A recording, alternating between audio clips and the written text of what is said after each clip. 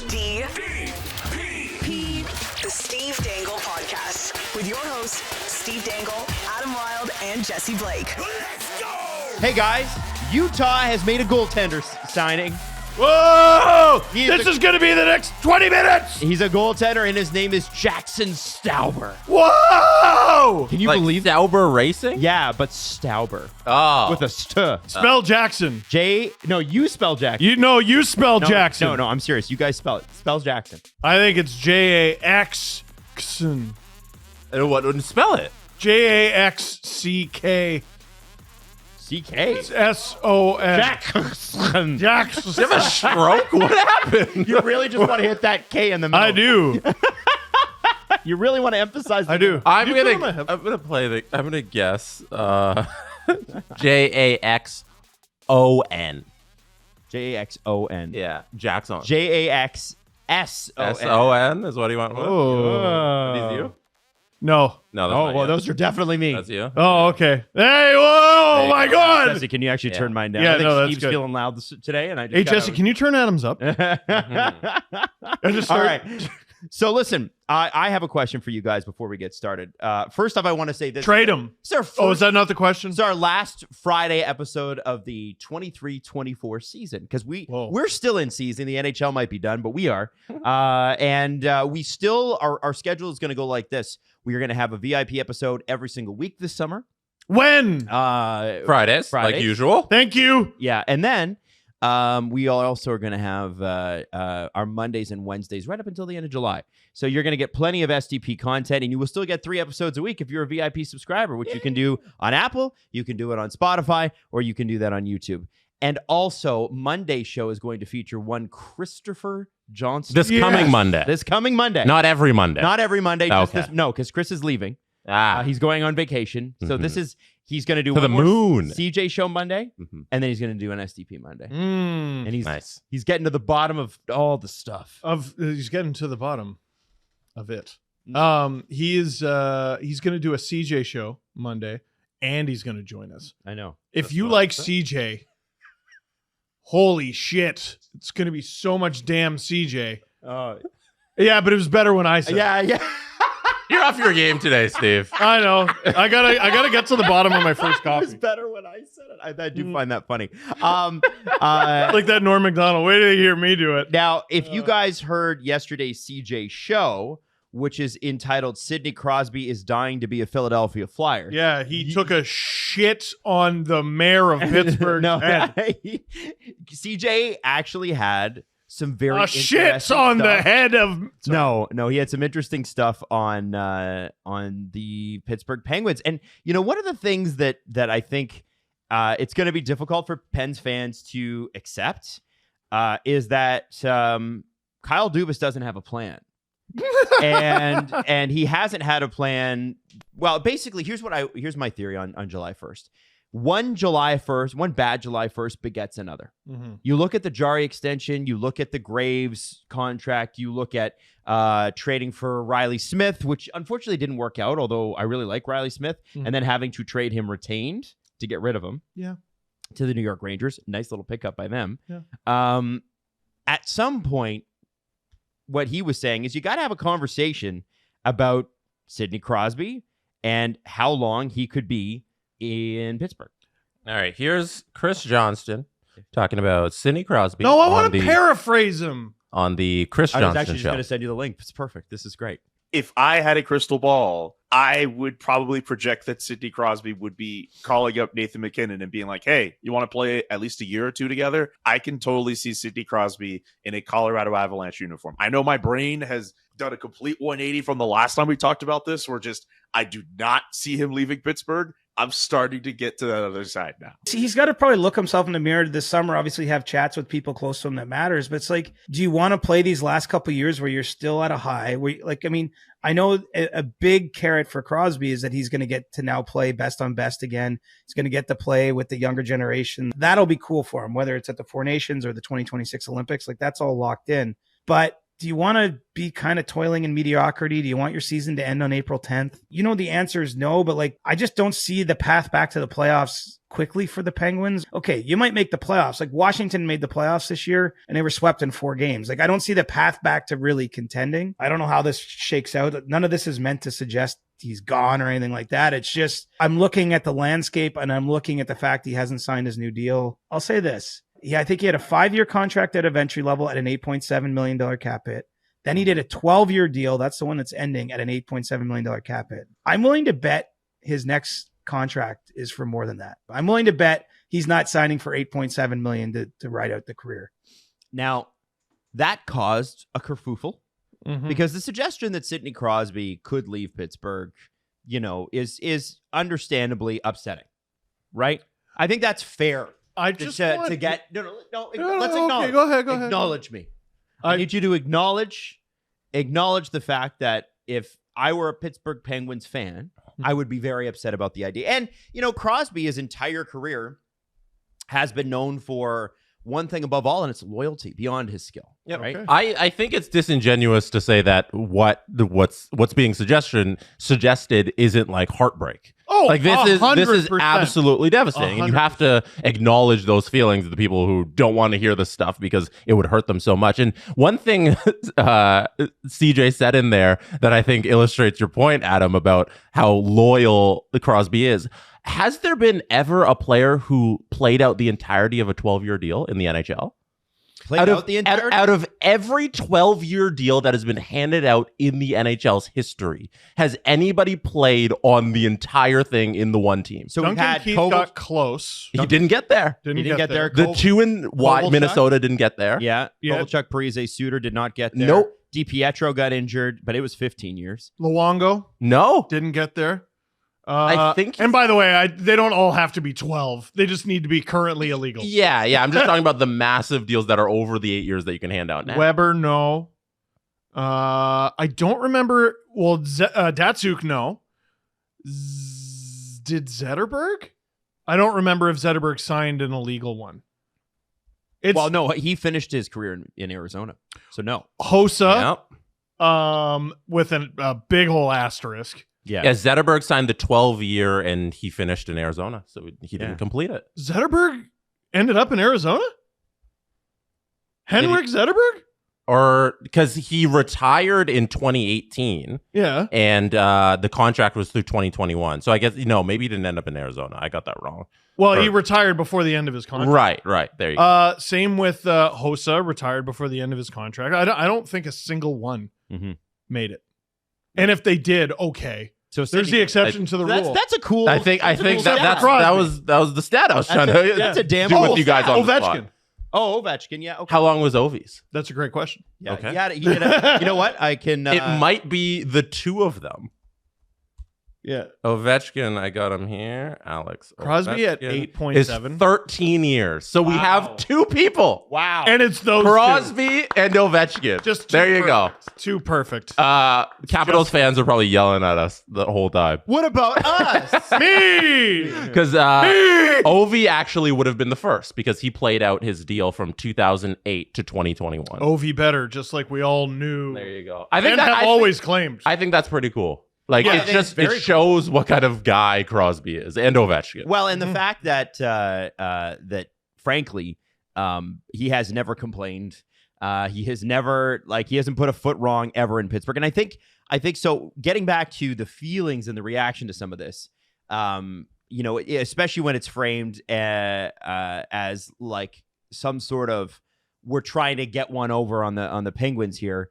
I think the reality of the situation is Ray Bourque finished his career in Colorado. Yeah, and after 22 years, someone else because he stayed in Boston. Yeah. Oh, yeah. Great story. Gretzky got traded. Like, you have to be open. Listen, is it entirely possible that Sid spends the rest of his career in Pittsburgh? Yes. But they're going to have to spend a lot of money to do that. And that means, okay, so you don't like the idea of Crosby going, and I get that. That means Malkin and Letanga got to go. And Crosby's probably got to be okay with not being good for the last 3 years. Because this team, unless they do something bold, and that's not traditionally Kyle Dubas's MO. He's not a bold guy. Mm-hmm. His biggest boldness was re-signing the players that he had. I never saw a cutthroat thing from Kyle. Go look at the core from before COVID and now. It's the same. It's the same core. And I think so Kyle, when he does this, he's actually quite conservative. He's very like measured and wants to mitigate risk. And the Penguins need, it's funny that we bring up the Capitals. The Penguins need to do, if they want to be good for the last couple of years of Crosby here, they got to do what the Capitals did, which is, but you'll have to wait till next year to do it. You have to find a distressed asset and do a 1-for-1 for that distressed asset. The Pierre-Luc Dubois deal, the Mangiapane deal. Then they go out and they sign Matt Roy to that 7-year contract, which is a big bet. But with the cap going up, I'm sure they're looking at it going, well, as his play diminishes, so will his percentage on the cap, and it won't hurt us that much. I mean, really, it's trickier now to sign a bad deal long-term because of where we think the cap's going to jump. I know that sounds crazy to say, but it is. You know what? Life finds a way. Yeah, absolutely. My point is, Pittsburgh did nothing, has done nothing, and appear to be doing nothing. And so it is logical that if you're Sidney Crosby, and here's what's coming up, right? We got the Four Nations Cup. Yep. We got the Olympics. Yep. You want to be... He'll be at both. He's going to be on an all-star team. The Monstars, basically, except for goaltending. And he's going to go in there and go, oh, this feels fun. Oh, winning. This feels really good. And this guy's a winner. He hasn't played in a best-on-best tournament that featured Connor McDavid in 8 years, and he wasn't even on his team. No. And that's the point, Steve, is that, like, I look at this guy and I think, man, of course the guy wants to win. And so would it be all that bad? Like, if you're a Penguins fan, I want you to think about this, just about the ideologically. Would you rather have let's say Crosby plays 4 more years. Mm-hmm. Let's say at least 3 of them you're not in the playoffs. I mean, the Capitals made the playoffs, but that's because the Metro sucked this year, and it won't next year, right? So let's say the Penguins don't make the playoffs the next couple of years.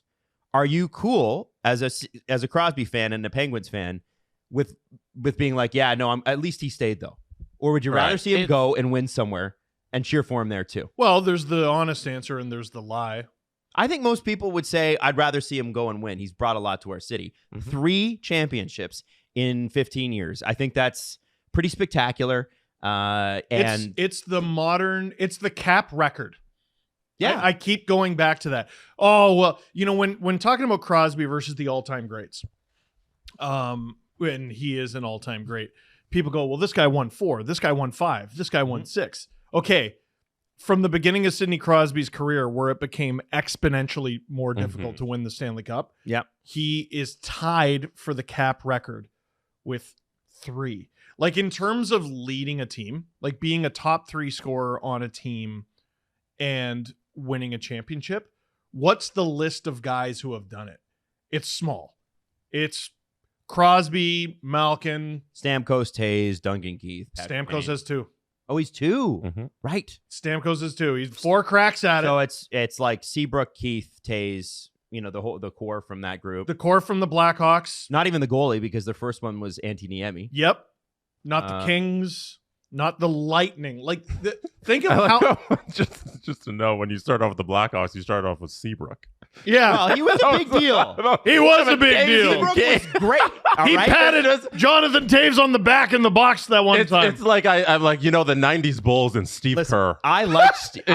Game-winning shot. Yeah, but... How dare you? It's weird to start with Kerr. I liked Seabrook. I liked Seabrook a lot. I used to draft him in my 2011 fantasy games. It's this conversation. I like these conversations because it applies across pro sports, and it's always fun to look back on careers because they never end at the top. That's just the way it works. They always kind of end with a whimper because these are pro athletes and they're going to go out until the game tells them they can't play anymore. And you look at guys who have played their whole career in one place. One example I always go back to is Kobe Bryant, who famously asked for a trade in the 2007 offseason. Like, he was almost I think it was the Dallas Mavericks. They almost moved it to, I think it was Mark Cuban who told the story about how they almost acquired Kobe Bryant. And they just said, no, like, we're going to stick it out with you. They ended up winning 2 more championships. And he said, I'm going to be a Laker for life. But then the Lakers sucked. Yeah. And the last few years of Kobe Bryant's career, the Lakers were just dog shit. And he put up all his points on this garbage team. And that's usually how dynasties end. They don't end at the height where you win the championship and you walk off, and they'll usually end with this slow burnout. And there's a case where Crosby goes to another team and he can keep winning, or he just sticks around in Pittsburgh and it ends with a whimper. Hey guys, you know what? This conversation is kind of depressing. Instead, I want to make a playlist. Okay, do you mind? Here's the first 5 songs. You just want to do this thing. Oh, yeah. Here's the first 5 songs on the playlist. Don't worry, it ties in. Okay. First song on my playlist is going to be "Psycho" by Post Malone featuring Ty Dolla $ign. "Meant to Be" by Baby Rexha and the Florida Georgia Line. "No Tears Left to Cry" by Ariana Grande. "God's Plan" by Drake. Biggest artist in the world right now. No one's saying any bad things about him. And also "Nice for What" by Drake. That's the top 5 from the Billboard chart. The last week, Crosby was in the second round. Guys, it's been a while, and it's not going to get better. Like, I don't understand. Here's the thing. Here's where I'm at, and here's where I got upset yesterday. First of all, don't you ever fucking dare come for CJ. Ever. Or Julian. Ever. Not in your life. Not in front of me. Number 2, if you're going to get mad for the right reasons, please. Let's not just throw things out there because of our emotions and our feelings. Listen, I should know. Okay? I'm the king of that. Is it heartbreaking if Crosby were to get traded and not end his career in Pittsburgh? Yes. Mm-hmm. I think that's fair. That's heartbreaking and sad. That's fair. And bad and no good. And I don't like it. And I don't have to enjoy watching him on another team. And I want him to play for my team. I understand that. Okay? This Canadian media cheering on Crosby's... I'm just going to go through a greatest hits of the dumb fuckery that I saw. The Canadian media cheering on Crosby's downfall. Please show your work. What are you talking about? I don't think anybody said that. Yeah, they did. They did. I'm not making it up. No, I don't think anybody in the Canadian media is like, yeah, I can't wait for Crosby to go down. Yeah, I can't wait for the guy who scored the golden goal in 2010. Yeah, I understand. If you're not from here, Sidney Crosby is revered in Canada. Is there another Sidney Crosby I don't know about who's an asshole and you're talking about him? No. What are you talking about? What are you talking about? I think it comes from this. Oh, I didn't get to go through my list. I'm sorry, but let me start. Let me just stop you on that. Sure. Mm-hmm. It comes from a lot of people see staying, and this is a artificial construct, by the way. A lot of people see staying with the same team the entire career as legacy. And if you leave, it diminishes legacy, which I think is complete crap. Especially when you expect these athletes to be, and as Jesse said, the empires die with a whimper, dynasties die with a whimper. I don't want to see Sidney Crosby on the Penguins team that I saw last year. And by the way, they did nothing in the last month. Nothing. Not even a first round pick. They weren't even able to get into the first round. They are at the Sphere. Everybody's having a good time. Dubas doesn't have a first round pick. They're not in a great spot. They're not. They have an empty cupboard. They have overpriced deals. They've got guys that are aging, and they won't. It's not just that they won't let go of Crosby, which that's up to him. We're having an identical conversation to last year. Malk and Letang are guys that are getting older, and they're playing well. But again, it is the same identical conversation. So I think it comes from, to make a point about that, I think that's where that comes from. Sure. And if you're in Pittsburgh, I can see why you see it that way. But just so you know, nobody thinks it diminishes Crosby's legacy to not be a Penguin. No. And I think that might be the reaction in the moment from some fans. But long term, I don't think anybody looks back on players who play like the majority of their career and then go somewhere else. I don't think they're looked down upon in any type of way because it happens so often. Gretzky played for 4 teams. Do we call him the Great One Asterisk? Right. Like, yeah, no. You know what? My favorite thing about Messier's 6th cup is it doesn't count.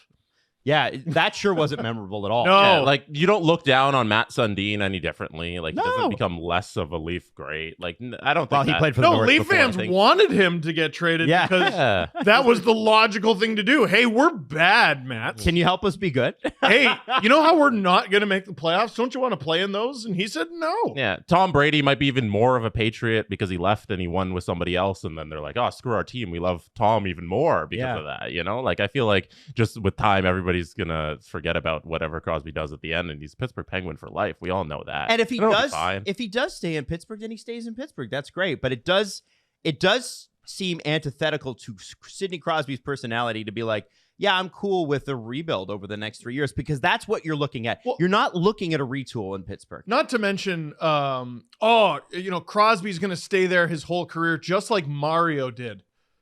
Okay, we're not leaving out several things, are we? Yeah, Mario had some serious health issues. Like health issues, retirements. Multiple. He was a part owner the last time he played for them. Guys. Oh my God. I saw one other guy, we're going to talk about them like they're a small market. They have 3 championships. Guys, they almost left. Pittsburgh is a small market. It is a small Doesn't matter market. how many championships they have. They are.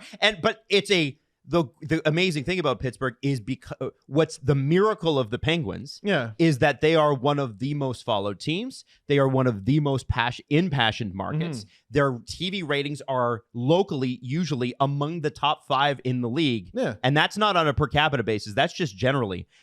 So Pittsburgh's like Green Bay, the Packers, small market, small freaking market, but hugely followed, never going anywhere, right? Pittsburgh did almost leave, yes, but I think that those days are over. What we need now, they're owned by an enormous group. Yeah, 2024 is different. They're not. So what I think everybody knows that they need now is a rebuild, and like top to bottom. Do they know that? Based on the conversation we just had, they don't know that. Well, they're not aware. I think that the idea in Pittsburgh with certain people is yeah, they rebuild, but Crosby would obviously stay. And I just can't see how that's possible. Because listen, Pittsburgh could get out and we could get clipped on this. And it's like they get out to a real hot start in October, just like Detroit did last year. Remember? Just like I said Detroit had one of the worst off seasons of the year last year. Yeah. And I said Pittsburgh did too. And Detroit was caught on fire the first 2 months. And what happened? Yeah, well, Red Wings fans had the dignity to be surprised. They had the common courtesy to be surprised about it. And then when they got bad, they were like, "Oh, I thought I lost my touch. I don't know how to analyze hockey anymore." Yeah, I think the thing is that one day, if you're looking at us as a bunch of Leaf fans who don't know what we're talking about, which again, I don't know why that has plays nothing into to do with the conversation. One day, if the Leafs can't stay good, like the Capitals have stayed good. The Capitals, even this year, made the playoffs. The reason that we're not talking about Ovechkin leading the Caps, the hunt. They stayed in the hunt. Yeah. They're creating opportunities, and that's what they're going to try to do again this year. I think their goaltending's much improved. Their defense is much. They just got Chychrun and Matt Roy. And then they got I'm surprised by their offseason. a big burly centerman and Mangiapane as well. And I think Pierre-Luc Dubois is actually going to be a great fit there. They went out and they were bold, and they're like, you know what? Chips on the table. We'll have to burn this all down likely at the end of Ovi's career, but we might as well go for it. That was supposed to be the ethos of the Pittsburgh Penguins, but for whatever reason, whether it's Fenway Sports and Entertainment, whether it's Kyle Dubas, did Kyle hire a GM yet? No, he didn't. I was wondering that the other day. No, he hasn't. No, he's still the general manager. So, at a certain point, Kyle's got to get a plan together here, and I think Fenway. It's odd because the Sox have been bad for a while and doing weird things, and it seems like there's a lot of inaction with their properties, and it's odd. Here's where I would be frustrated as a Penguins fan, because I've loosely done comparables with the Leafs versus the Penguins, as in the Leafs won't move off of their core, Penguins won't move off of their core.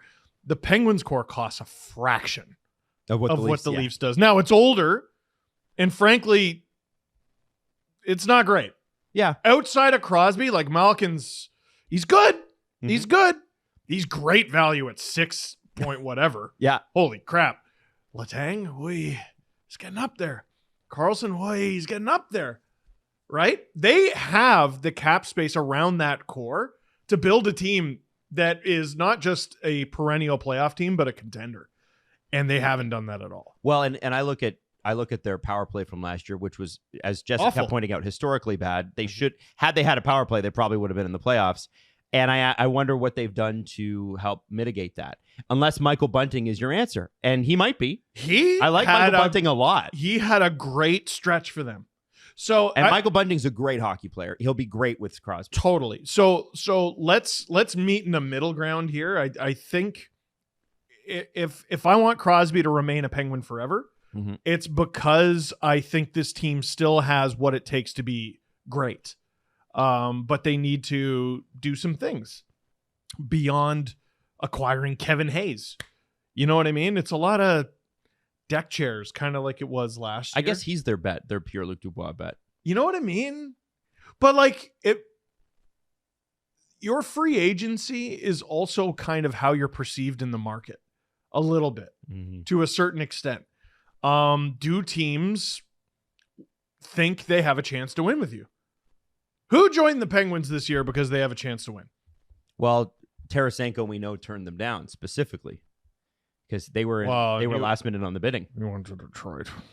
Well, yeah, but that's how he feels. Right? Well, yeah, I mean... the money was about the same. The money's about the same. Detroit, Pittsburgh, tomato, but except it's not 2008 and 2009 anymore. They're on about the same plane. It's no longer a compliment. You know what I mean? This is a guy who obviously has no problem getting traded mid-season and going on and winning a cup. Should be okay. I do look at the Penguins and I look at Crosby was friggin' heroic last year. Heroic. He was on a bunch of heart ballots still. Well, of course he should have been. He's turning 37 in August. Like, that's Herculean. But that team around him. He also... it's mid. He also needs to go out and get a lot of money. And that's also going to be painful for Pittsburgh or for He doesn't have to. No, he's going to. He should. I honestly think we might be 2 years ahead of the conversation, or at least a year, because I think he'll stick around as long as Malkin's there, and Malkin's got 2 years left on his deal. So I see both of them at least playing those 2 years out with Malkin. A lot of guys. The Letang conversation is a little different because he signed till he's 41, and I don't see him playing. No, while 41. he's 40. Yeah. I don't see him finishing out the contract, you but know I see Malkin playing at least the next 2 years, and I think Crosby will stick around for at least those. I saw a big tweet about that. I wonder if that should be investigated for Capster convention. If he's kidding, I'm totally kidding. No. Well, it is Kyle. I don't know. Yeah, maybe we got to figure out: do they like messing with Toronto or Kyle? Which is it? So, the chicken or the egg? Yeah. So it's Jesse. You may be right. I also wonder if they go to Malkin this offseason and go, listen, Getty, like if we're not in contention come trade deadline, what do you think you want to do? They all go somewhere else. Imagine. Well, I think Gino's market value. You think of a guy like that with his playoff performance. He was spectacular in the playoffs. When he's healthy, he's unbelievable. And he's got another year on his deal. So any acquiring team would pay more because you've got that extra deal. And it's only, 5.56 or what's he making? Here, let me look. It's not crazy money. It's 6.1 Not crazy. for this year. And next Wow. year. Yeah. Not crazy. And if you throw in a first, you might even get the Pens to first plus whatever. You might get the Pens to take a little bit of that back. Oh, yeah. Yeah. If they decide finally we're going to retool, let's do it. Well, there's also there's a path to making the Penguins relevant and a contender. There's also a path to really rocket powering this rebuild, which is retaining on everyone and getting extra assets for it. Trading guys and getting picks. Like, it's already been set in motion. Like Gino Malkin feels to me like a knight already.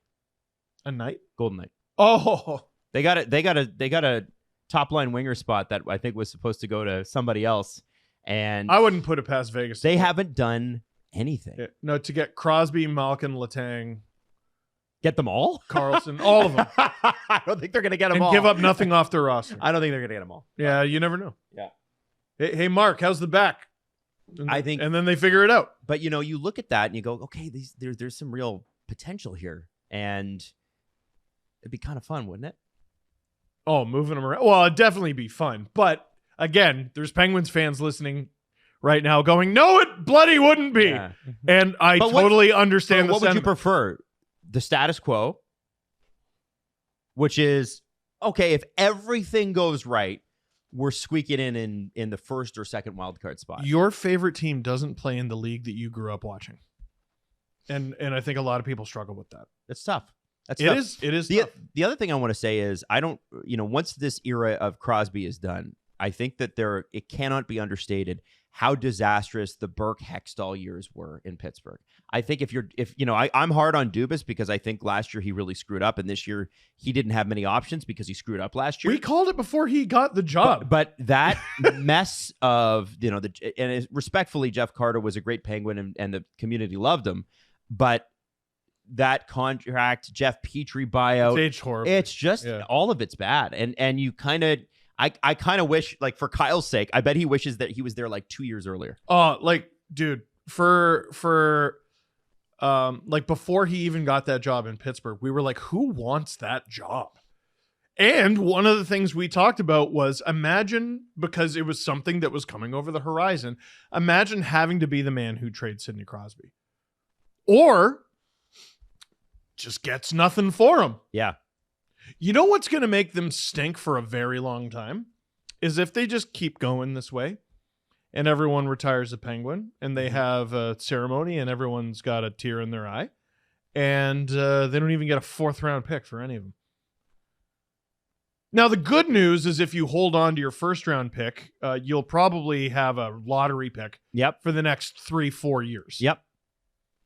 But you got to be like, I'm not kidding. Like you got to be willing to go through that pain. Like there's a whole generation of Penguins fans who don't even remember them being bad. I know. Which is crazy because they were pretty bad for a while. They were real bad for a while. Post Yager. Oh boy. Yeah. And what did they get out of it? Marc-Andre Fleury. Consecutively. Fleury, Malkin came second. Crosby came third. And Jordan Staal. Friggin' first, second. Amazing. In a row. Amazing. That's wild. Yeah. That's what, and it was those 4. So it could have been any 4, but it was those 4. Jesse, unless you want to add. No, I think we should move forward. Let's wrap the conversation and just say this. It's entirely possible, and you got to be open to it. And one day it comes for all, right? We've all seen it here in Toronto. So just be a little more open to it. That's all we're saying. Sunny Days calls for Shady Rays. Yeah. I made that up. That's a good one. You like that? That's not bad. Thank you. I appreciate that. Now listen, you got sunshine season ahead of you. We're away from hockey for a little bit here. We're in our backyards. We're at our friend with a pool's house. And if you want to look cool by the pool, Jesse. No, you. I don't have a pool. You have a pool. Listen, there's nothing better. Like, having a pool's fine, but having a friend with a pool, it's way better. It's way, way better. And I'll tell you, I'm excited to lay by Steve's pool. You know in what? my Speedo with my Shady Rays on. Steve, do it. You better thank America right now. America. Shady Rays is having an Independence Day sale. Oh, So, yes. Oh yeah. no, we're 2 days late. What do you mean? Canada Day. No, Independence Independence Day. Day. Oh, the other one. We don't call ours Independence Day. It wasn't Independence Day. My bad. Anyways. I'll call it Patriotic Fireworks Day. It's the They same thing. have a bunch of shades that are like up to 50% off on the site, but we also have our own deal. Yep, absolutely. And that is 50% off 2 or more pairs of sunglasses. And remember, those are backed by various types of protection, lost, stolen, and also if you have a child and they decide to bonk you on the face and your glasses get damaged, there's all those sorts of protection. So have a look right now. There's tons of styles, 300,000 people. Oh, like all of them are on sale. That's right. For Independence Day. Holy crap. 300,000 people have rated Shady Rays 5 stars. Go to shadyrays.com and use the promo code SDP, 50% off 2 or more pairs of sunglasses at shadyrays.com. Use that code SDP. Now, I want to say this. CJ and Julian have their last show on Monday. Calgary Stampede starts this weekend. So CJ's also coming on our show. Yes, he is. Does Julian make it to Monday's show? Now, I'm going to tell you just the musical acts at Calgary Stampede this year. You got the Jonas Brothers, which Jesse and I have seen the Jonas Brothers live, and they're pretty Stampede. They're pretty great. Oh yeah, no. Miranda Lambert's going to be there. Okay. Motley Crue is going to be there. Oh. Nickelback from Let's go. from Alberta going to be there. Look at this graph. The Let's Beaches, go. Billy Talent, Logic. You fuck with Logic? G-Eazy? No. CeeLo Green. Whoa. Yeah. Melanie C from the Spice Girls. Are we still doing that? Neo? What the? Yeah. How many- There's they got 100 a lot acts. of Who I'm booked forced this thing? Oh, it's always like this. You don't know Wow. that? Snoop Dogg's usually there too. I'm surprised not to see him on the list. You know that episode of Friends where he makes a trifle shepherd's pie? Yeah. That's that list. I'm of- telling you, the Calgary hell? Stampede is amazing. You do need to go. And Okay. and I think the question will be what type of Julian do we get Monday? Do we get partied out, Julian? Because seems like a good 10 days here. Croaky. Croaky? Yeah. A little raspy? Yeah, just a little. All right. A little, he'll sound like Paul Maurice. Hey, so it's Fraser Minton's birthday today. Let's go! Big shout out to Fraser Minton. Trade him. Development camps are on. Yeah. I think I found out 12 different times that Jake Muzzin is mentoring Ben Danford. That's crazy. I'm thrilled. Also, Ben Danford is being mentored by Jake Muzzin. That's crazy. You know what's funny about that is Jake Muzzin's a coach, and that's a job. That's what Whoa. Is he mentoring or is he literally doing his job, which is training hockey players on the ice? Like what? No, and you know what else? What the hell? He's mentoring Ben Danford. Yeah, that's what I heard. They were putting them through a shot blocking drill. What I saw. Development camp tweets are the best because it's like you're like you think you're done, and you're like, oh no, you're not done yet. No. There's a bunch of rookies skating down the ice on one skate. And they're hopping. The NBA does summer basketball so much better than the NHL does summer hockey because like summer league's a thing. Oh yeah, like people going to Vegas every year in the middle. I don't know when it'll be. I don't know if it'll be interrupting the Olympics or anything this year, but so it might not have as much of an impact. But usually end of July, mid-July, you go to Vegas, you watch all the rookies play summer league, and it's like a thing. And you meet and you schmooze, and there's always news that comes out of it. And the NHL. We just get these weird tweets about Jake Muzzin mentoring a guy that he's literally paid to coach. Look at him, he's skating. He's skating. We also we forget this was a big deal when the Leafs were rebuilding. Yes. Yeah. Yeah. If you're the Sharks right now, if you're the Blackhawks, this probably means a little bit more. Because it's your first look at a franchise cornerstone. Mm-hmm. Mm-hmm. Like I was at prospect camp when Matthews was there. You were one of these guys. And I still have the sheet. Yeah. And I have it framed. And you should see the names on it too. There are a bunch of guys who ended up like Dakota Joshua's on it. Oh, no way. Oh man. I gotta go find it because there are a bunch of names. If you're a young reporter, by the way, this is a really great way to get in. It's stellar. And also and get to know these guys before they're stars. The majority of the mainstream guys are like, Uncle, no, I'm not going. Which is so fair. you go. Yeah, because they're pooped. They're pooped. They're tired. Listen, it is a 24/7 job. Like I went out for drinks with CJ at one point in like April. Or it might even be March. It was just a gray, soggy Toronto day. Mm-hmm. And I think over the course of like a beer or two that we split because we weren't there long, he took like 3 different phone calls, texts, whatever. Oh yeah, every day, all the time. So I could see why they're like, yeah, development camp. Give me a pass on that. My favorite thing about development camp is the choice you make. You have to make a choice. Mm-hmm. You either melt or freeze. There's no proper way to dress. You're going to an arena in the middle of July. So you either dress for the arena or you dress for outside. I think you dress for the arena then. I dress for outside because I'm going to be spending more time outside after. Oh, Did Austin Matthews wear 34? At development camp? No. I'm not sure. No. You don't know that, Adam. I don't think he did. I don't think he did. I remember we were talking about I'm it. asking the guy who was there. It was the Lou thing. Remember? I don't remember the answer. Why? Is he wearing a different number and there's an upsetting No, I'm picture out asking there? you if he, I you don't remember if he got 34 at the camp. I'm not sure. Okay. I hope so. Yeah, I me hope too. you were 34 because otherwise that's upsetting. Yeah. I don't want to see it. No. Bring in that sheet. I think that'd be fun. Let's go over it. Yeah. I will. Yeah. Absolutely. Hey, big shout out to Jessica Campbell, the first female assistant coach in NHL history. First female coach in NHL history among the like coach, assistant coach. You know, obviously there's been skills coaches. Yep. But what's great about Jessica is she and Dan Bilesma worked together for a couple of years at the AHL affiliate, and Dan going up to be the head coach of the Kraken. Apparently just, he was like, I know what she can do. We worked together for a couple of years. I want her with me. And so it's a very exciting day. And CJ pointed this out on his show yesterday with Julian that the NHL is the last professional league to have this. The last of the 4 majors. And that is really sad. Dude, really sad. It's one of those things where you're like, hey, that's great news. And then you find out that tidbit and you're like, oh, Okay, how does that affect how I enjoy this news? No, you're going to still enjoy the news. Do you still enjoy the enjoy it. news? Is there room to enjoy the news and also go, dude, really? Yeah, I think there's both. Okay. Yeah. Well, that's where I'm at. Mhm. I'm enjoying the news, but dude, really? Yeah. Mm-hmm. Yeah. No, and it's good to see the old boys club work in her favor. No, you know what? She worked with me, and I'm taking her with me. Yeah. Yep. That's Absolutely. that's the old boys club. Except Absolutely. she's in it now. Well, that Welcome. was the whole point. No, But I love that. Is Dan Bylsma going to be a disappointment because he lost the Calder Cup? Stop it. Like, You he stop didn't- it. He failed. I mean, True. I'm sure he's upset about it. Yeah, and that means his NHL level success will be less than it would have been if he had won the Calder Cup. Right. Yes. Those- 'Cause look how successful Sheldon Keefe has been. Those several games are the decider. Did Sheldon Keefe? Oh, and- I didn't realize the point you were trying to make. Damn, that's Sheldon a really good Keefe point. and Kyle Dubas' success winning the Calder Cup have a lot to do with their tenure in Toronto. Do we have a friend who has an opinion on that?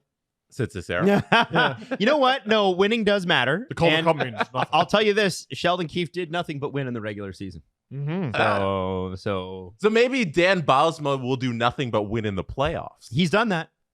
So He won a cup with them, with the Penguins. Did he not? Did he win their 08 cup? No, Was he not? The wasn't 08? he the one who got fired? No, that was the other coach. It wasn't Bylsma. that got Mike fired. Sullivan was there for 16 and 17. I don't remember who the coach was in 09. It might have been Bylsma.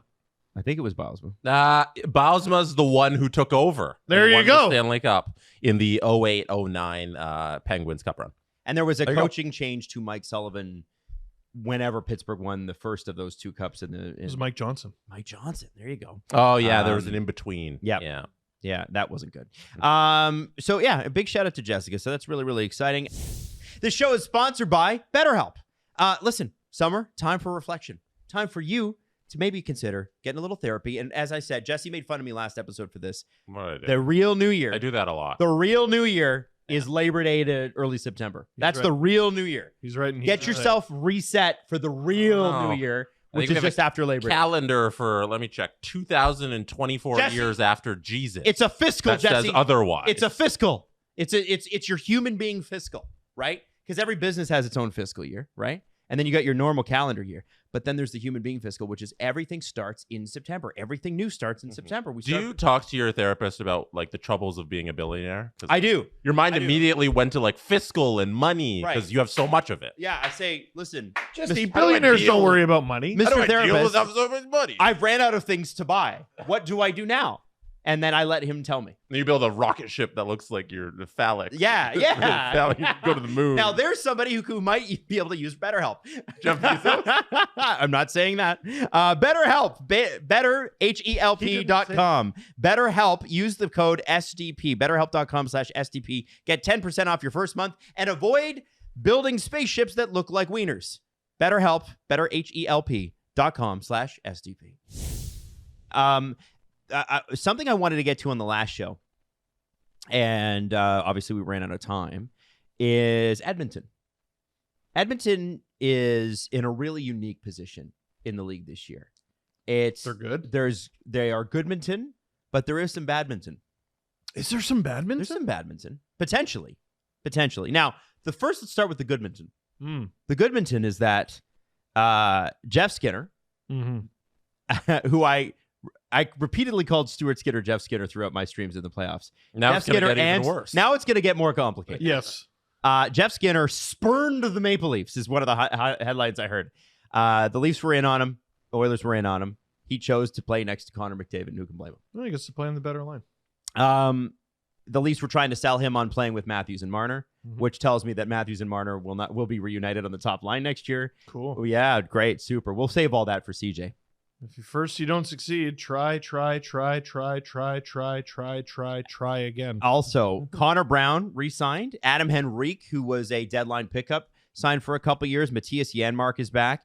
Warren Fogle is the only guy from that group that left. How don't you feel horrible for him? He's the only guy. Well, he signed for $3 million. Oh, okay. I don't feel now bad I don't for feel Warren horrible. Fogle at all. Yeah, no. Listen, never in Warren Fogle's wildest dreams. Okay, Mm. he played great in Edmonton. He did, He sure did. but like that's That's pretty good. It's great money. Evander Kane is an interesting one because when you look at the way their lines are set right now, Evander Kane doesn't slot in the top 6, and that's a weapon, dude, on the third line. The Oilers. Here's the thing about the Oilers right now on July 5th. Oh, happy last day of CapFriendly Day. I was going to save that for the end. Oh, okay. Well, do a little eulogy. You do that. Eulogy. Not only do the Oilers look incredible and they look like a Stanley Cup contender here on July 5th, there's room for them to get better. There is. Like, there's some moves they can make on the back end, like small ones, could make them better. Evander Kane out, someone else in, can make them better. I've seen, oh man, look at this top 6. And it has Dylan Holloway on the second line left wing and Ryan Nugent-Hopkins as the third line center. And I'm like, you know what's crazy is that top 6 is going to look even better when you put Holloway to 3C and Nuge up to 2 LW. Yep. Oh, and also don't forget about potentially a healthy Victor Arvidsson. A healthy Victor Arvidsson. A full season of Adam Henrique. Yes. He didn't play much for them in the regular season. I don't but he was remember great when they for got them him in the playoffs. He was very effective for them in the playoffs. And wanted to stick around. And I think this is what's so cool about this team. They are very deep at center. McDavid, Draisaitl, Nugent-Hopkins, Henrique. I don't think it gets much better than that. That's pretty cool. Yep. Did you have the Evan Bouchard news in there? Yes. So that's in the badminton segment. Oh, okay. So the Goodminton. Sure. So, and then, on the back end, they seem to have figured out what they really need to do, which is less Nurse Cece together. Yes. More anything else. Anything. They got Vinny Desharnais. No, he's gone. No, but they got cheaper Vinny Desharnais.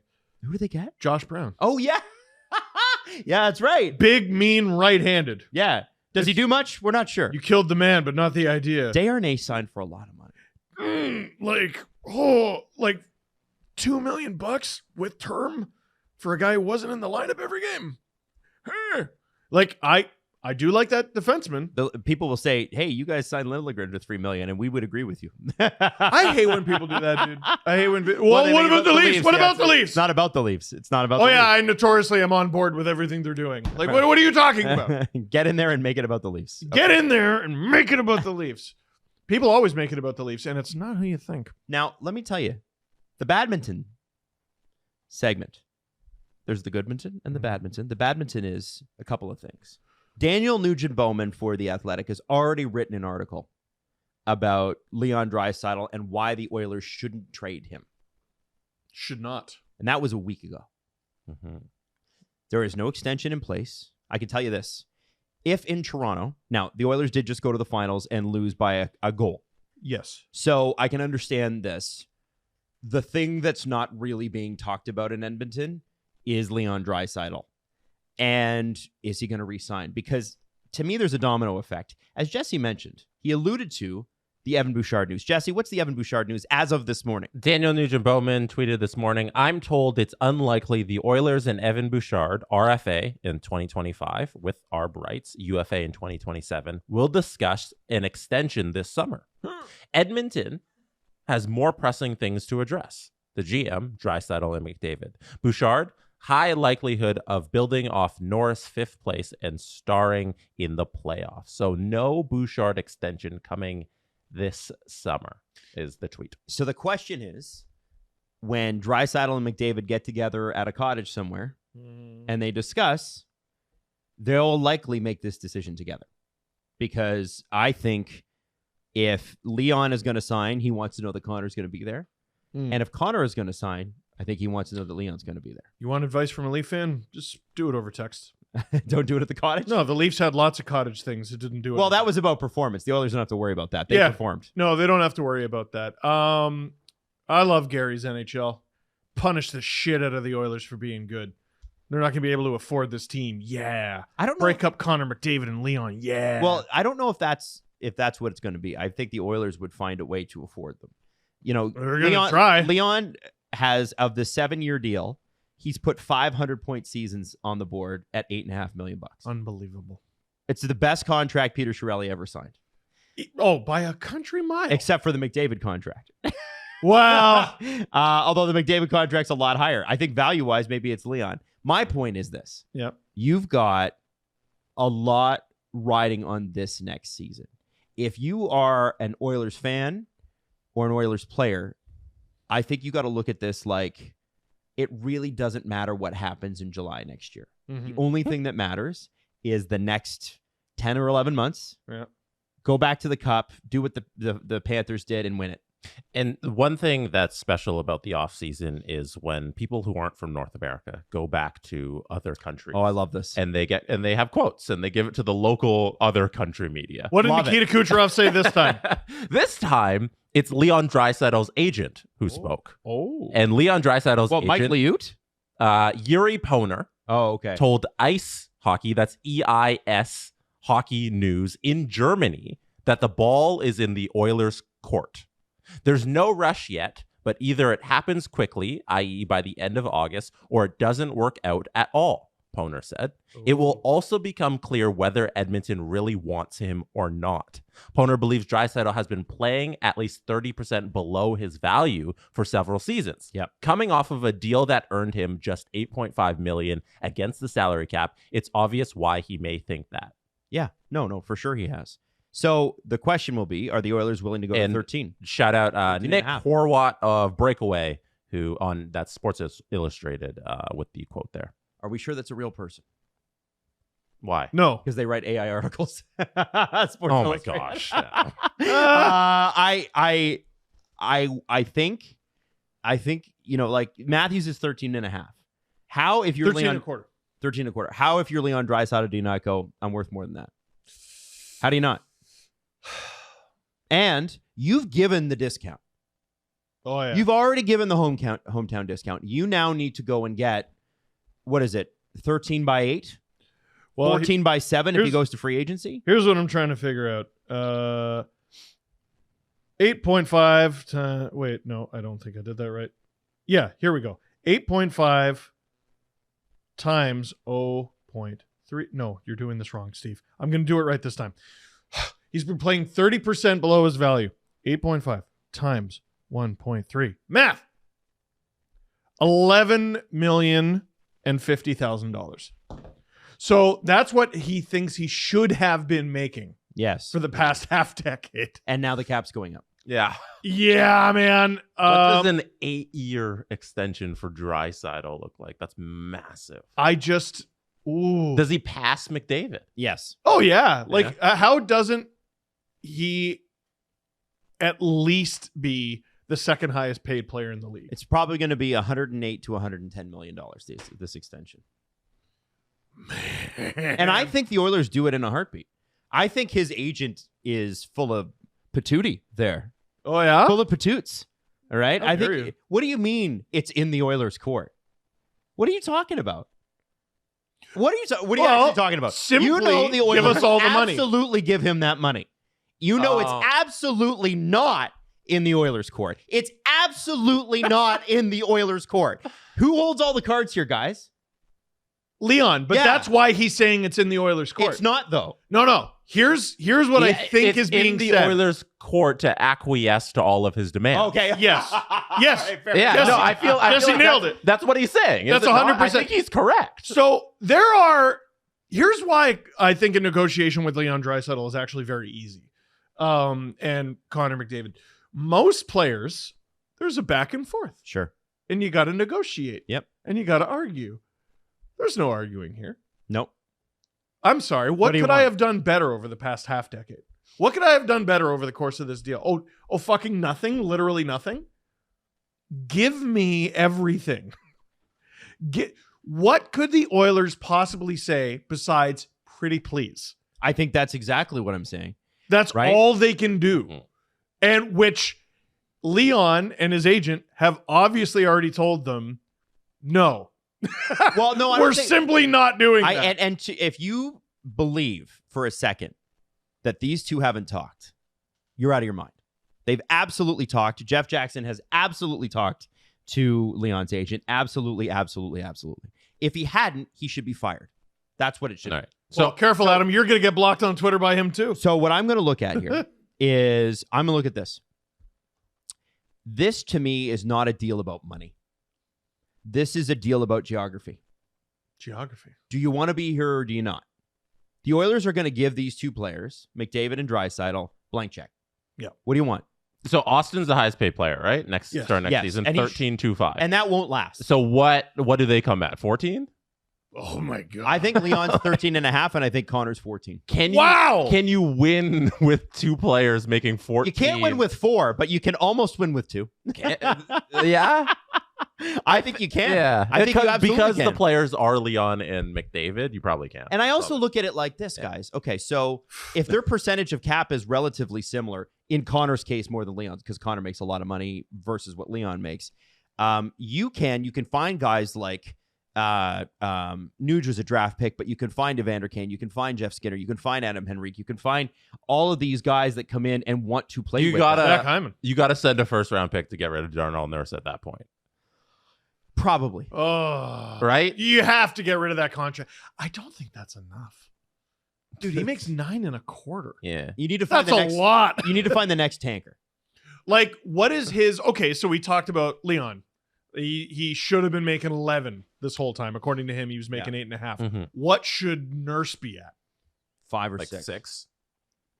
And that's even. Nurse is a good $6 million defense. I think he's good. Ugh. And even Ugh. it might be high. That might be spicy high, but that's Yeah. like UFA number. Yeah. Matt Roy was 6. Oh yeah. Yeah. You have And I Hyman think up there? I honestly on my team I'd rather take Matt Roy. I'd But- have Darnell Nurse. over Would you have Matt Darnell? Roy. Really? Yeah. Oh, I don't know. Every day of the week. I don't know. Like, and what's Jake Chikrin worth? I think if Darnell Nurse was a free agent this offseason, he would sign the highest deal out of any defenseman. Really? Yeah. You know Yeah, what? think about the open Over market. Montour? Darnell Nurse. Yeah, 100%. I think Montour Actually, gets Brandon more. Montour is a I good. don't think That's so. a good one. That's a good one. I think Montour. That's why I think Darnell is like a 6, What's Montour? 7.125 or something. Okay, yeah, I think he'd come in over Nurse. So. Your reaction's so funny. Yeah, no. You're like, no way. Oh, that's a good one. That was a good answer. Like I'd take That was a Monty great every day answer. over Darnell, and I was a like great Darnell answer. Nurse. I think he's just slightly overpaid. Yeah. Slightly over. Because I think he's coming in at probably 7 on the open market. A lot of people are not going to like that you said that, but you're totally right. Right. You That's know what? you're Brett totally Pesci, too. What did he come at? he came at 5. At 5? He was Okay. Brady Shea was 7, wasn't he? Shea, yeah. But Brady Shea does everything. Right. Like he is everywhere. He can kill penalties. He can run a power play. He's amazing. So 5-on-5. free agent defenseman, it'd probably be Montour, Yeah. Shea, Nurse. Yes, There we go. that's what I would think. Again, still way overpaid. Like overpaid by like probably in the neighborhood of 3 mil, 2.5 mil. Mm-hmm.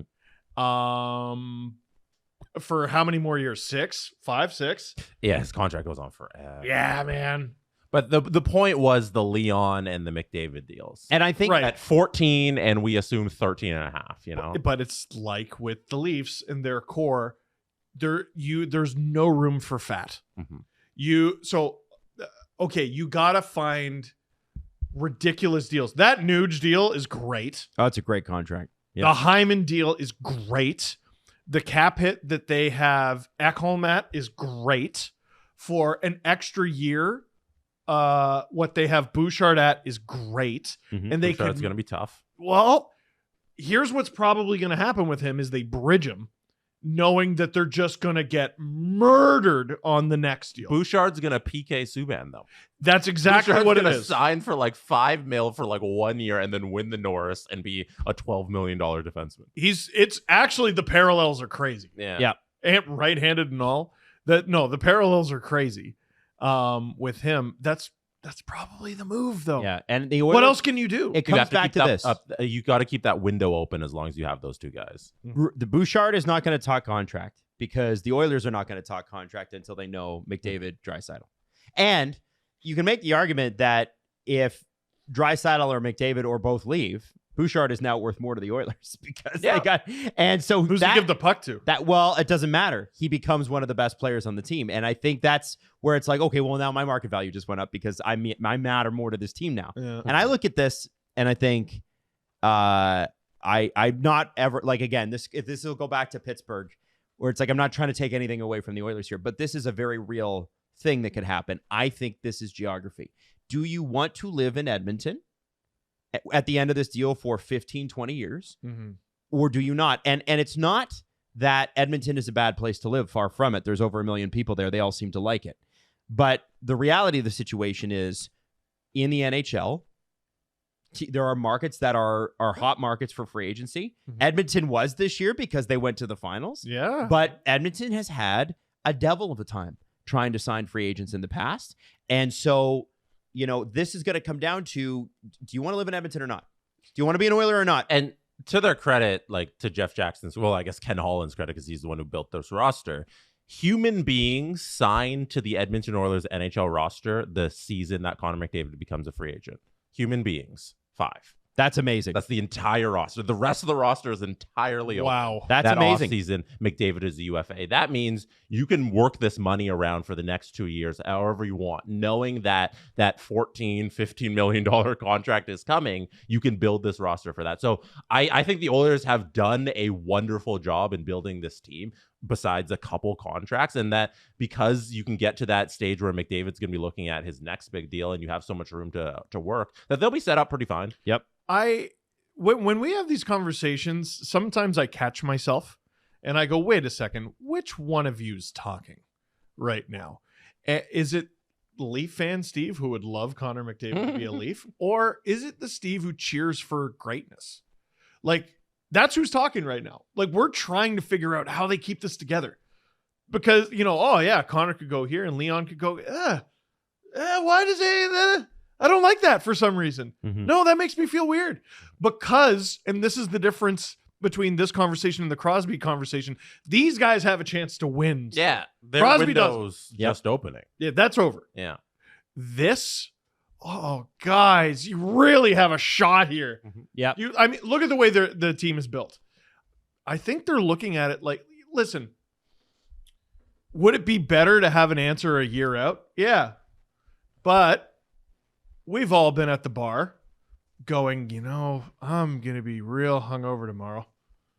But it sure would be fun to have another shot tonight. Sure would be fun to have another shot, though. Yeah. Woo! And then that's how you go to the Stanley Cup final, and then and you hopefully win, and then everyone walks, and that's when you wake up and go, At least what a great night. That was a pretty good time, though. Yeah. I just wonder if that's the strategy. I think them winning next year would be the nail in the coffin for any team hoping to get a hold of Draisaitl or McDavid. I think they stay at that point. I don't know. It completely depends on thought process. Even if you don't stay, like Sidney Crosby went 8 years, or sorry, even if you don't win next year, sorry, if you don't stay, even if you don't win next year, Sidney Crosby went 8 years in between cups. Yeah, he did. It's 8. It's 8. No, he did. is it? Yeah, it's 8. Oh. Unless you don't count the year, then it's 7. 09 to 16 or 09. 07 or 08 to 16. I don't know math. Yeah. Right. So 7 years between cups. Like, there could be a long time before they get back, but if they stick together, I believe they're going to get one eventually. So the window's opening now, but sometimes it just takes a long time. Gino and Sidney Crosby didn't do it every single year. Yep. Just keep it together, and eventually Edmonton's going to get one. I like it. Yeah. I like the discussions, and I think it will be one of the more interesting stories to play out over the next season, because I don't think we're going to get clarity on this until spring next year. And that's why I'm looking forward to following it. Now, hey, question for you guys. What happened, Jesse, when we brought up Arizona and arena deals? Steve walked out. Right. Now, why? I don't want to ask Steve. I want to ask you. Because it was all poopy. None of it was true.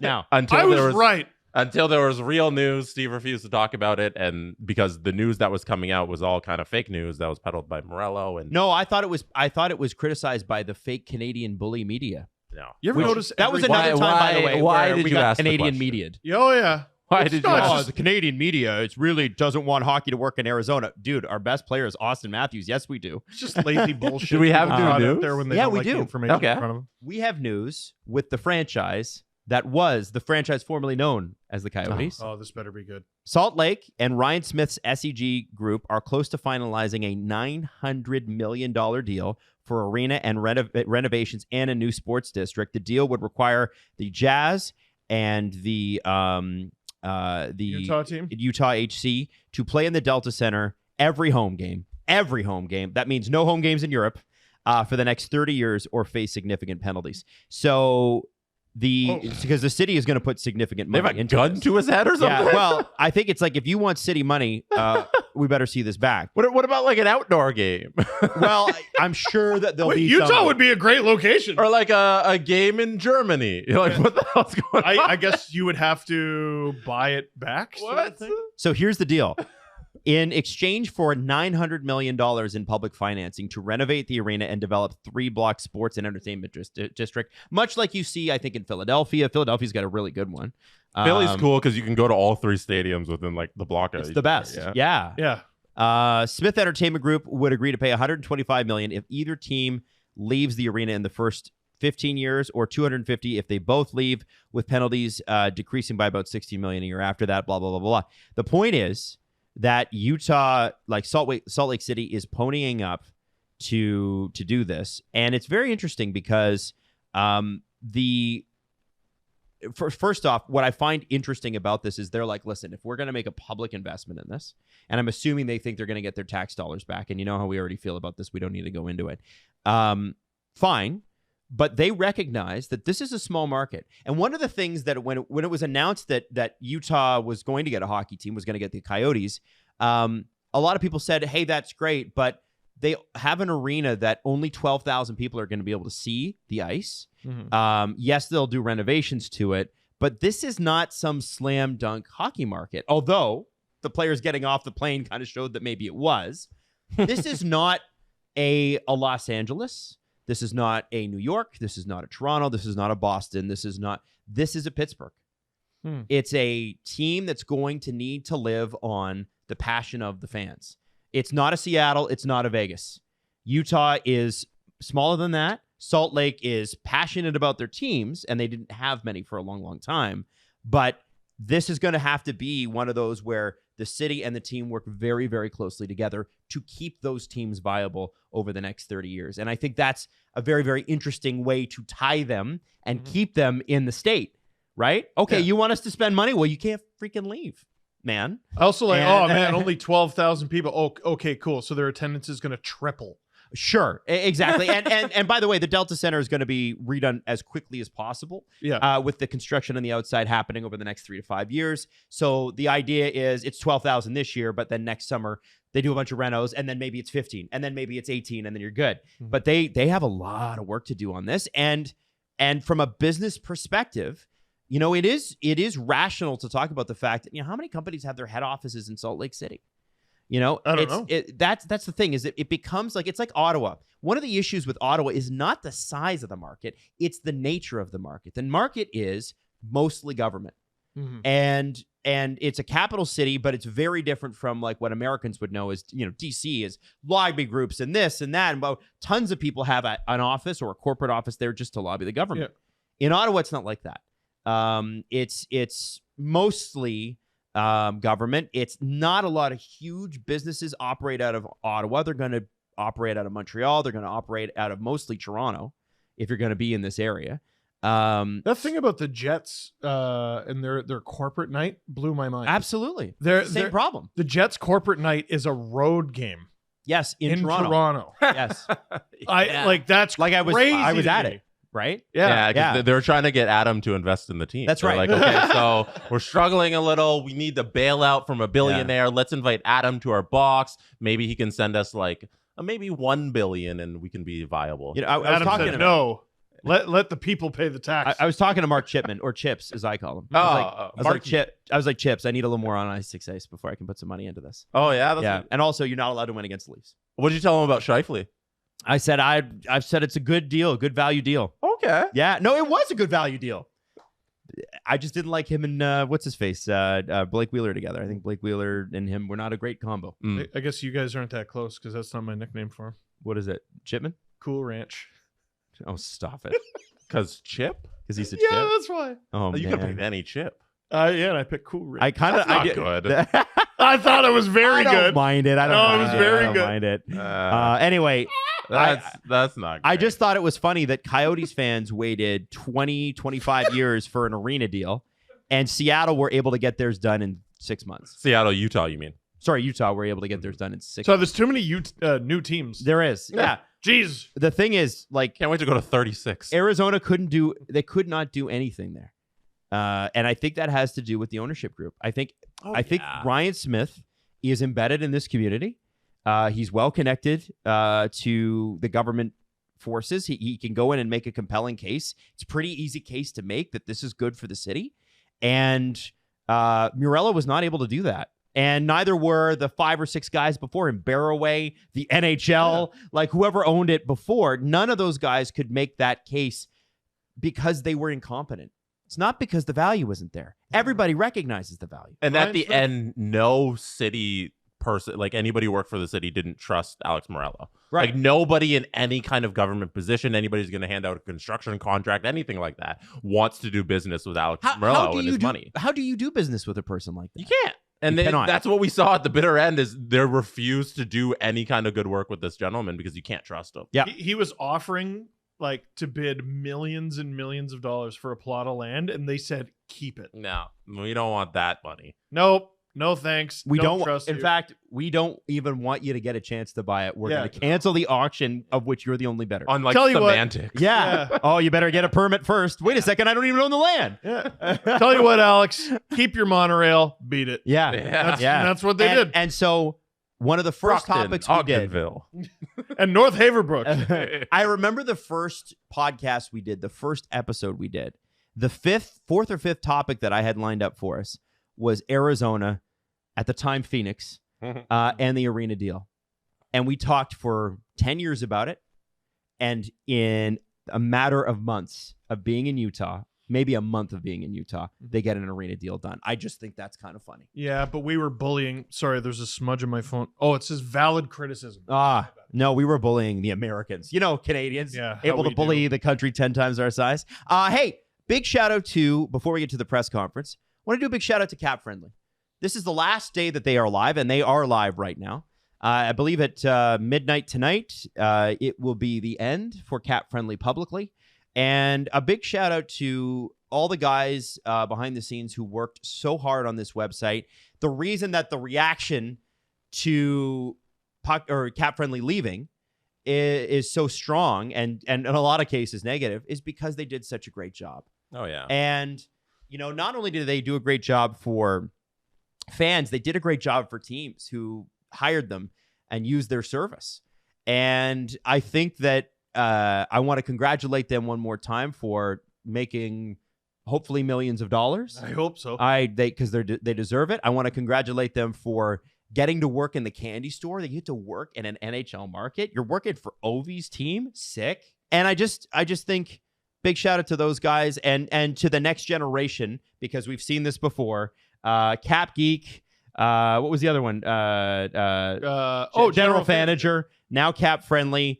Puckpedia looks to be the next one to take over the mantle. And we know the owner of Puckpedia is a great guy. I will tell you this. CapFriendly were spectacular. The guys were always so great to deal with. They set a ridiculous standard. Big congratulations to them. Big congratulations. That's cool. That's all I'm going to say. It's your favorite CapFriendly memory, boys? Oh, man. When there was a trade and I went there. And it was already updated? Like... That's a good answer. That's a very good answer. Oh, man. And there was another trade, and I went there again. I used CapFriendly like 4 times in the last 10 minutes. Like, it's an invaluable resource, and I'm truly going to miss it because it's in my brain. It's unconscious we need to talk about Crosby. There it is. And I don't even think about going to CapFriendly, so I'm going to miss it dearly. I got to change like my internal habits and how I think about things. Yeah. It's crazy. Puckpedia, I know some people don't necessarily like the interface or the layout of it. Yeah, you get used to it. Things are going to improve. Yeah, you'll also get used to it. Like, do you hate it or did you just not try? I think that's what it is. And people complained, by the way, about CapFriendly when Fanager went away. Of course. Yeah. And like one of the, big time. And people complained about Fanager when Cap Geek went away. There's, I really like the feature where they do value of draft picks. I really like the feature. Well, I don't know if it's a feature. They just say all the, every single player, it says their agent.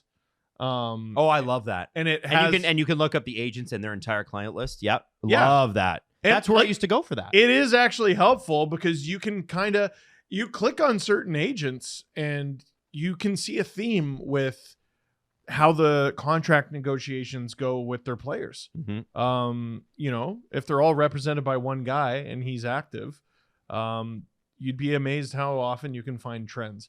So good luck to Puckpedia and anyone else trying to fill that void, because you're filling some very big shoes. Absolutely. And best of luck to them. And I hope the last few years of Ovi's time in Washington are a lot of fun to be around. Yeah. I look forward, and you would be surprised hearing this from me, to the Pierre-Luc Dubois resurgence, because I think it's going to be fun. They got to figure out how to get that team under the salary cap. Yes. I think they're like 14 million. Backstrom takes care of most of it, and I think TJ Oshie might not play. So yeah, that's what the CJ show mentioned. So right now, like with less than 24 hours remaining in Cap Friendly's existence, the Washington Capitals are actually winning. They're at the top of the leaderboard. They're spending the most money. So when Cap Friendly goes offline, the Washington Capitals will have won. Cap Friendly. That's how it works. They win. They're number one in the Cap Friendly, Matty, if you want to pull it up. I think Washington. Wow. Number one. Vegas. This is also well done. A good argument for buying the team. Or for buying the team. For buying the Capitals.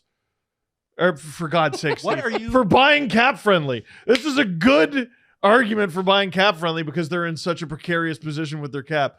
Holy fuck. Are we done? No, we're going to do a press conference here, so let's do that. Shout out to Cap Friendly. Oh, my God. The Presser. SDP. The Steve Dangle Press Conference. All right, first question. This one comes from Save Me a Seat _USA. Not even, where are the apples already? Adam? Oh, I guess I should bring the question is for you, where are the apples? Do you have a favorite type of apples, guys? We've had this conversation like 8 times. Well, I haven't written it down. So bring me some Granny Smiths. Granny Smiths. I like a Granny Smith. Okay. Yeah. Granny Smith it is. This is a funny one. This is from Son of the Bay. How is Steve Dangle handling his blood pressure, given Marner is probably starting with the team? It's actually pretty chill.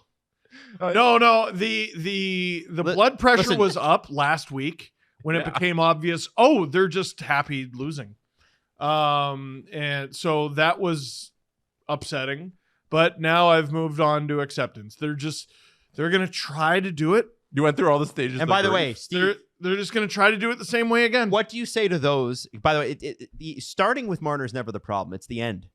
The end of the season, that's the problem. He's gonna go on such a tear this fall, and people are gonna be dicks about it, like they've never watched hockey before. Well, and what I would ask is that, Steve, if Marner does well and he performs in the playoffs, what are you going to do? Cheer for my team that he plays for. Exactly. And be like, lol, I'm wrong. I think I have a pretty good track record of being like, lol, I'm wrong. That's a thing in sports media where you're never wrong. Ever. You double and triple down on everything. But he's played in 8 series as a member of the Toronto Maple Leafs. They've won one of them. There's no evidence to suggest this is going to end well. Okay. All right. Next question is from Jason. Can Montreal make it into the playoffs this year? No. So you look at the Habs and you go, oh, that's a decent team. You look at the Atlantic and you go, you need to be a little bit more than decent. Yeah. Because you're going to have to, there's the Bruins. There's the Panthers. Forgot about those Panthers. There's the Lightning. There's the Leafs, who you can at least count on to be a decent regular season team. So there's 4 right there. Oh, boy. Buffalo's had a really disappointing offseason so far. Ottawa takes a step, probably. Detroit takes a step. Yeah. I don't know if Ottawa takes a step. I'm not convinced. Well, if Detroit takes a step, they don't need to take a huge step to get into the playoffs. They just need to not collapse. Yeah, what do they need? Like 5-6 points? Yeah, February to April, they were dog shit, and they just need to not do that this year. The Habs, I think, start with being a better team than they were last year, and then they go from there. Can they make the playoffs? Sure. If Larkin stays healthy, like Red Wings are there, Like that's the reason they kind of took that dip. And Like, so I I also don't like- think there's room for the Habs. I low key So, liked yeah. the Kane and Tarasenko signings for the Wings. I Yeah. think part of the issue they had last year was depth scoring, and they need to replace the David Perron number. they're And good I on think the they wings. did. And the other thing I want to say is the question for me with Detroit is defense. Here's what needs to happen for Montreal to break it. First off, you got to jump Ottawa, you got to jump Buffalo, and you got to jump Detroit. So then you got it, because I'm assuming that Montreal is probably not better than Boston. I think barring Steve something crazy. just did this. I know, but let me just say this. No, You do it too. Okay. Not better. If he says it, it's better. Not better than Toronto, not better than Florida, not better than Tampa, we think. The other issue for Montreal for me is you've got to have your best players take a bigger step forward.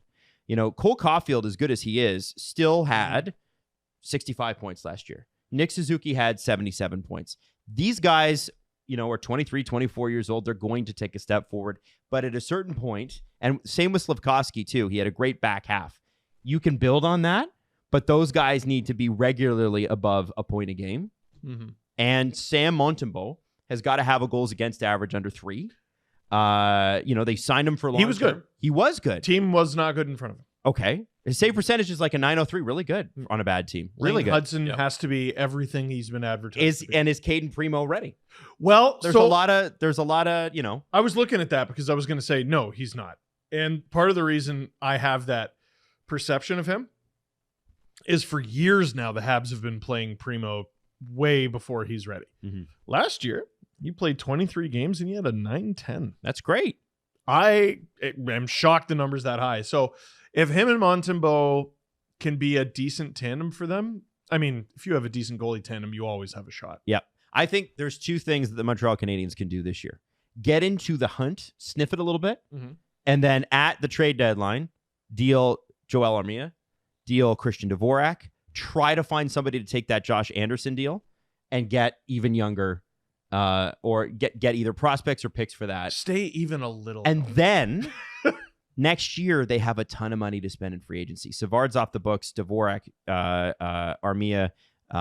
If you can find a hole for Josh Anderson somewhere, $5.5 million. Power forwards come playoff time seem really valuable. I don't know. I think that they can get better. I don't think they're going to make the playoffs. All right. The next thing comes from Adam Wild. He sent over Cody Rhodes. And Money in the Bank is coming up in Toronto. And Cody Rhodes has a special surprise for Steve Dangle. Hey Toronto, this is the American Nightmare Cody Rhodes, or I should say the undisputed WWE champion, the American Nightmare Cody Rhodes. I am very excited about Money in the Bank coming to Toronto next weekend. Thank you for having us in your fair city and Leaf Nation. This little number will be on sale there. Obviously, you guys know about doing the work, have done the work, and next season hope to finish your story, not only this shirt, but this wonderful custom weight belt, again, for Leaf Nation. Ooh. Toronto, thank you very much. I look forward to Money in the Bank. I look forward to seeing you all there. Steve Dangle, will you be Hey, investing Toronto, this is the American. in any of these two products? That looks like a Facebook t-shirt. Wow. Wait till you look. That's a Facebook t-shirt. I'm born in March, and I am a Dangle. Therefore, watch out. Does my Leafs offend you? No. It's not for me. I grew up watching Edge, or Adam Copeland, as he is known now. Cody Rhodes is like sort of new to me. Also, like we grew up. Cody Rhodes has been around for a long time. He's been around for a long time. Okay, fine. Then I just don't like the shirt. There you go. It's fine. It's fine. I don't know. He's not my favorite thing going. I enjoy him. I do enjoy him, and I really liked WrestleMania. I think WWE is smart as hell for doing this. I don't know if Edge was the first foray into this, but he did that, and I was like, well, I'm buying that immediately. And I just don't have the same feeling for this one. I'll probably end up buying it anyway. Okay. All right. I have another question of if you're going to buy this, because Maddie, here it is. This David Alter wrote a little blurb on this in the hockey news.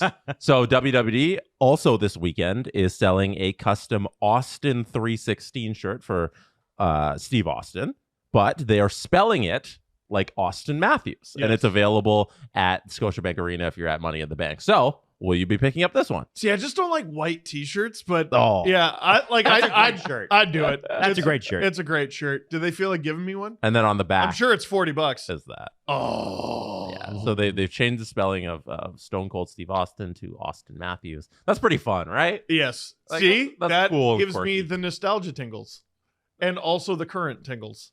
So I like it better. All right. So we've solved that. I like that. We got a maybe on the Austin 316 and a big fat no on Cody Rhodes. Next question. I thought this is a fun one, and I'm going to expand on it. Magums wrote, what would Steve do with his day with the cup in 2048? And I think the question should just be, if you guys get the cup, what are you doing with it? And Leo Your day wins of it. the- Yeah, day. no, Leo, when he's 28 years old, brings the cup home in his prime. So you got a day with the cup. What are you doing? Say Leo won the Stanley Cup. He brings it home to Daddy, and he says, Daddy, you get to do whatever you want with it. So Leo wins the Stanley Cup. Here's the thing. I can raise him. I can bring him to all the practices, all the skates. I'm bringing him skating tomorrow. I can bring him. Oh, really? Summer to- skating. Yeah. Oh, nice. Yeah, They got that's that nice. in Ajax. No. So I got to take him to Oshawa. Old stomping ground. Yeah. But all that stuff, after all that, that's my job. He's got to put in the work, the blood, the sweat, the tears to win the Stanley Cup. So it is his day with it. So I am going to do whatever he wants me to do. Okay. New question. Let's say you won the Stanley Yeah, Cup. no kidding. Like, I don't, Oh my I God. don't care about fucking giving your You kid took all that time to say I'll do what he'll do with it? Oh my Come on. God. I was trying to be cool The and cat's nice. in the cradle and the silver spoon. Little boy blue and the man on the moon. Like, just sing that. When you're bringing cup home, I don't know when, but we'll We be get together together then. then. All right. Also, we So, do yeah. know when, 2048. Yeah, so stupid answer. Give us a good answer. What are you doing with the Stanley Cup if you get it?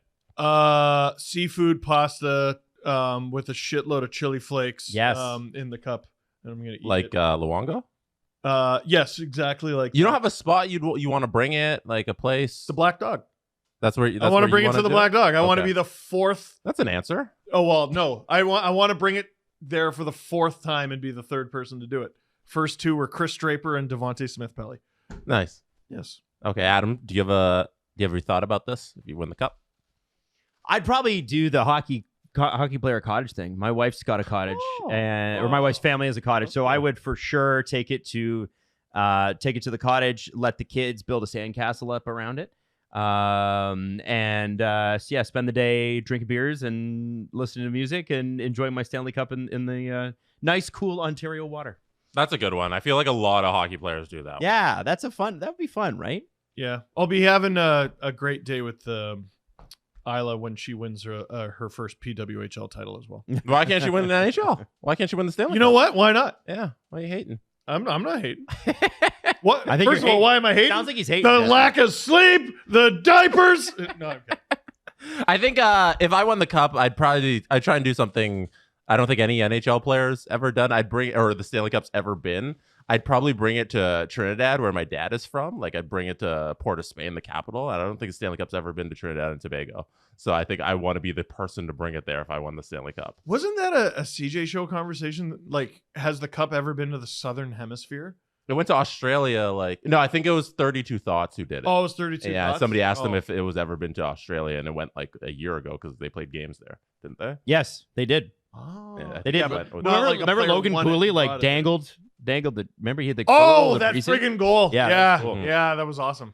This one comes from Contrasted What the Fuck on Twitter. All right. That's their Twitter handle. Not a question, just standing in solidarity with your love for Yarncroke. I am a fan of Yarncroke. I think he's very useful.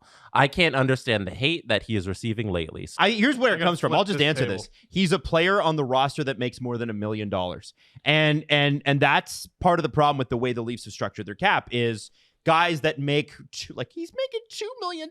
Liljegren makes $900,000 more than this guy. Liljegren. I think people forget how great Calle Yarncroke is because he was injured so much last year. But this guy is extremely valuable. What is it? We all know that person who just, pops a painkiller every day and won't go to the fucking doctor. And that's the Leafs. Jeez. Let's get rid of Yarncroke and replace him with some league min guy who's not as good. Yeah, most league min guys are known for scoring between 15 and 20 goals every goddamn year. No! Plays center, kills penalties, like can move him up into the top 6 when somebody's injured. Valuable Second power guy. play unit if you really need him to. Guys, Warren Fogle just got $3 million. What are you talking about? I think it's because people look at him and go, well, they could package him and Comp, and maybe they could, but the winner in that deal is not the guy who gets Comp, it's the guy who gets Yarncroke. Like the odds of Conf, great. Let's meet in that middle ground and try to make that deal. Trading Yarncroke solves nothing. It solves zero of the Leafs' problems. And to me, that's taking a painkiller instead of going to the doctor. Going to the doctor is trading from the core, but they've already decided to be pig-headed and not friggin' do that. So, I don't know. Shut up and eat your slop. What, did ticket prices go down? Eat your slop, Leaf Nation. Eat your slop. I hope Yarncroke stays. They're not going to be able to replace him at that price or cheaper with a player who's as good or better. No. They need a third line center. Enjoy That's what your they slop. need. That's what they need. Is that the last question, Jesse? It can be. You guys want to come out and play golf? The Larry Fairways asked what my handicap is. What is your I shoot like 100. I'll shoot like in the high 90s, so it'll be like 25-ish around there. Mine is 1967. 25. I shoot like 150, so I'm not coming, but I appreciate So the will offer. you guys? So Larry Fairways asked me what my handicap is around 25, but that leads me to the question: you guys are gonna play golf with me on our YouTube channel this summer? Steve did it last year. I'll do it. Yeah. Are you gonna? Can we play a full round this time? Yeah, are you coming up to Ajax again? We can come out. We can play in Ajax. Let's go. Yeah. Let's go. Close by. Yeah. You guys got good golf courses out there. You do actually. Yeah. You do. Hell, You have to course? leave the city for a real good golf. Are you doing club course or public course? Public. I'm not a member anywhere. Okay, I love a public course. I assume you are a member at every big golf club. I own them actually. I own them, so my memberships are free. So yeah, funny. Adam, can we show the world your abilities on the golf course? Absolutely. I just suck and I hate it. And it's not because I don't hate golf. I actually really enjoy it. But I get so frustrated that I can't enjoy it past like. I don't think that's what called enjoying. No, I do like golf, and I used using the to wrong word. play it a lot more. And what pisses me off is I'm just not as good as I used to be. Adam's that friend who plays video games to relax, but then you watch him relaxing. It's like, come on, get down, get down, get wrecked, get fucked, fuck. Maddie, you're a Dentonia expert. Oh, right? yeah. You got a Dens. decent swing. Love Dentonia, yeah. I went to golf camp when I was in middle school. No so, way. yeah. Golf? For a couple years. Damn. Yeah, it's Scarborough Golf Club. That's cool. Oh, what? Yeah, Go. Scarborough native. Love Scarborough. What's golf camp like? Golf camp, honestly, it is very helpful. Like I found that, I don't know, it taught me fundamentals I still use today. Like it's one of those where it's like, if you even just go for a few lessons, like that's with you for life. Like those techniques and everything. Like, I don't know. It's my dad, every time I golf with him, he's always like trying to do like his own thing and stuff. And I'm always teaching him. I'm like, there's a certain way you do it. And he's like, no, it's my way. Like, Especially when you do it at a young age, like that sticks Yeah. with you for Yeah. life because Yeah. then it becomes ingrained with you and it's second nature. Yeah. Like everything you learn and learning things as an adult is so much harder. It is. You know, when you don't have Yeah. that prerequisite where, oh, like I did this when I was 10. Like, Yeah. I can still do this. Yep. Yeah. Yep. Adam, did you do hockey camp or just your? I should do hockey camp. No, when you were a kid. Oh yeah, every Yeah, year. every year, It was hockey like 2 camp. or 3 weeks of it if you could, because like we did like the school we weren't like it wasn't like some high end hockey camp. It was like you're at Malvern Town Center and it's a guy named Steve who's putting on. I think his name was Steve Smith. Somebody's literally. dad. Yeah, Yeah. and you got this jersey you could read like a newspaper through and be like, "Welcome to the Steve Smith hockey camp for cool guys," and like literally they just bag skate you all morning. Okay. And with a little bit of puck handling and stuff, and then the afternoon you'd play like soccer and stuff. You do dry land. Oh, nice. So I did that always at the end of the summer, leading into the season starting, to get sharpened back up again. And I remember that first time you step on the ice after not skating for a few weeks, and you just resharpened your skates and you feel like Bambi out there. Like you just feel You completely. die. Yeah. So yes, I did do hockey camps. That's fun. And I used to take golf lessons as well. It's as hard as it is to believe. I went to Heron Park summer camp where we played soccer, baseball. Oh, the best. What a Steve, is great that game. two sports? No. Soccer, baseball rules, man. It's a great sport. Should be a pro league. Should be a pro league. It 100%. I assume some person's done that. Yeah, I mean, if they make Like- what do they call it? What's the Harry Potter game? Quidditch. Quidditch. If they, if there's a bunch of people walking around with brooms between their knees, pretending they're flying. Have you It's guys, like, have you guys seen the fake horse people? Yes. The people No. who just ride the brooms like Yes. they're riding a horse? Yes. like they're like, do they jump over things? Yeah. Like equestrian? Yeah, they do full equestrian on fake horse brooms. I'm not gonna hate because everybody's got their thing. Yeah. I'm not gonna hate, but that is objectively probably hilarious to watch.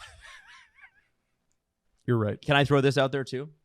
And this is where I'll bring my nerdy side out. In Kentucky, there is a lightsaber group, and they learn lightsaber techniques, and then you like graduate levels. And I was like, I want to join that. How do I be a part of that? You could like also just learn a martial art. Yeah, no. It No. needs to be glowing. The sword needs to be glowing, otherwise I'm out.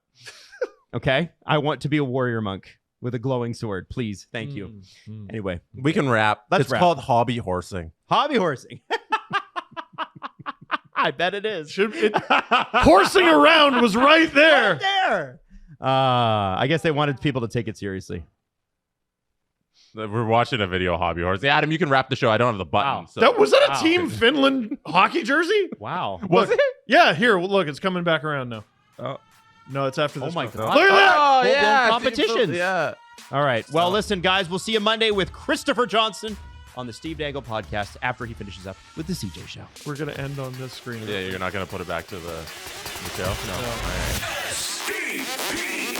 The Steve Dangle Podcast. Follow the guys on Twitter at Steve_Dangle, at Adam WYLDE, and at Jesse Blake. Connection complete.